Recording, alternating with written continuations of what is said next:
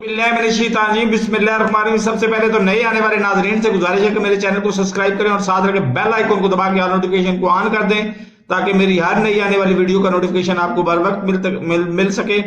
कल मिफ्ता इस्माइल साहब की प्रेस कॉन्फ्रेंस हो या वजीर आजम पाकिस्तान, क्राइम मिनिस्टर, इंटरनेशनल सादिक और अमीन का कौम से खिताब हो, इनसे यही पता चलता है कि ये इंसानों को तीसरे दर्जे का समझते हैं और अपने आप को आला दर्जे का इंसान समझते हैं। यानी ये वजीफा देने पर तैयार हैं, वो भी 2000, 12,000 के मुकाबले में 2000।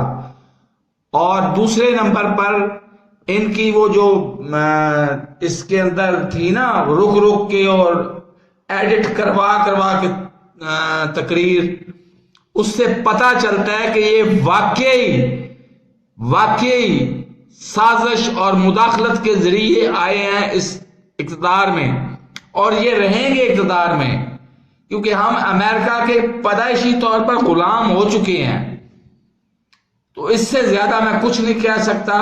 सुनने वालों ने मेरी बात सुन ली होगी, रिएक्शन जो देना है, मुझे गोली मारनी है गोली मार दें, लेकिन जिस पे मेरा ईमान की हद तक तकिया था वही पत्ते हवा देने लगे।